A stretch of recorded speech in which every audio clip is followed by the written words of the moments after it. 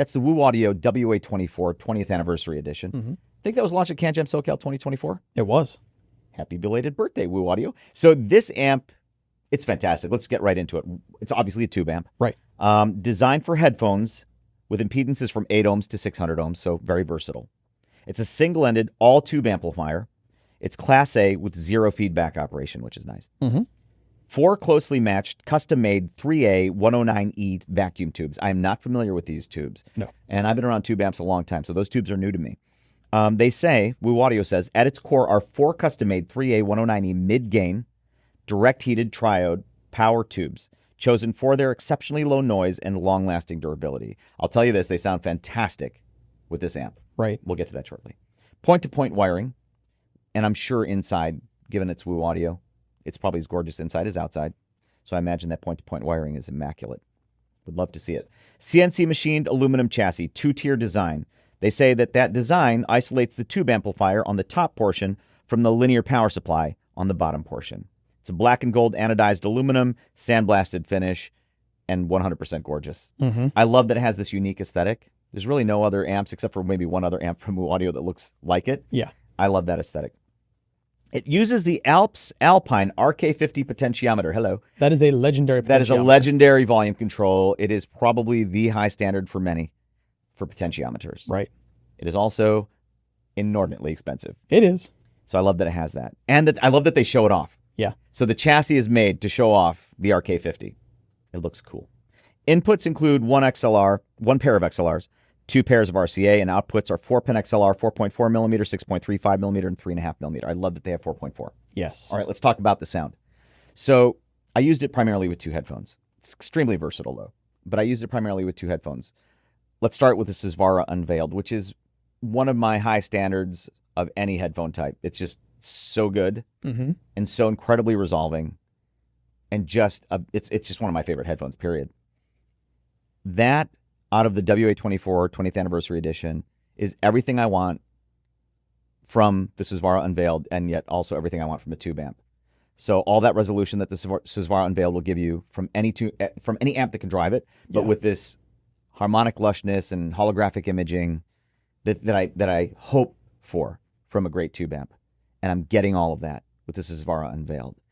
Now, the other headphone I used with it, and in some ways is kind of more fun for me because, whereas the Susvara Unveiled I use a lot right now, it's a newer headphone, than the one I'm about to mention, Mm-hmm. and certainly more technically capable. Right. But the other headphone I used with it is the Sennheiser HD800S. Yeah. And that is still one of the most technically capable dynamic headphones ever made. And out of that, and it loves tube amps. Yes. Just like its sibling, the HD800.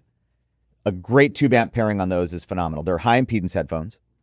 But the HD800S out of some tube amps I found, it can have diffuse wide imaging. With this, it's coherent, solid image, wide imaging. Yeah.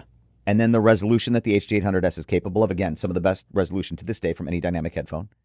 And I was reminded about how much I love that headphone. It has a very special place in my heart. I will be listening to it more now. Mm-hmm. And this is just one of those amps that with either of those headphones, I can imagine. Like if you said, Jude, you had to live with either of those headphones and this amp forevermore. That's the only thing you can listen to forevermore. I'd be like, okay. Yeah. Like I could totally do that. That's how good it is. So make sure at CanJam to audition, if you can, a variety of headphones. And most importantly, if you can, your headphones with this amp. It is stunning. Dominating the table in front of us, and I might add that it's dominating that table quite thoroughly, Yeah. is the Woo Audio WA33 second generation. It's a thing of beauty. Mm-hmm. The moment it arrived, I think every neuron in my tube audio enthusiast brain fired at once. Yeah. I was so excited. It's a beautiful thing. Anyway, let's talk about what it is. The Woo Audio WA33 second generation is a fully balanced push-pull Class A tube amplifier.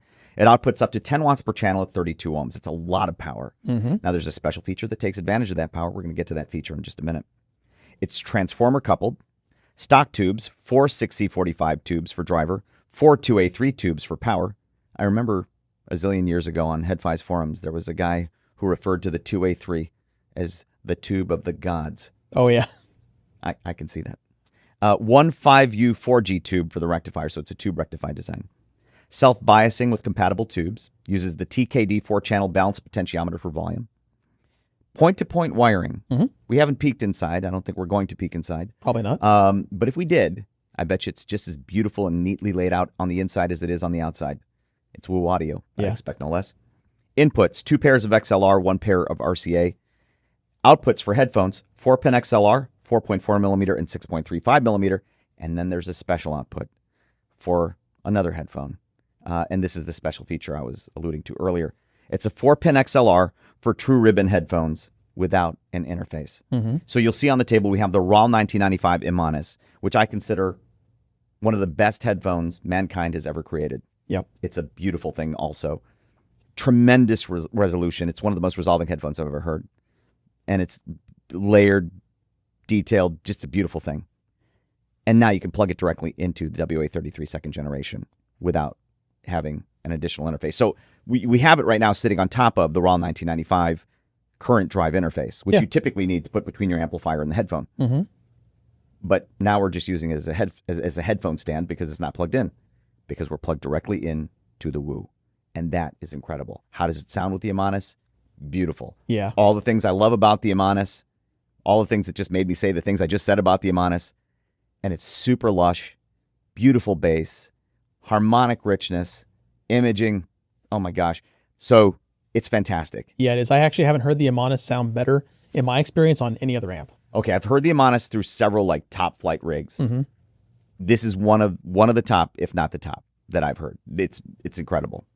Okay, well, what if you don't have an Imanis? Well, if you do have an Imanis, that's a huge selling point. Yep. If you don't have an Imanis, you can plug any number of other headphones into it, and it is still a stunning tube amp with a lot of power. So, I mean, the other of the headphones I've tried, I mean, just before we were sitting down to record this, I had the Meze Audio Elites plugged into it. Right.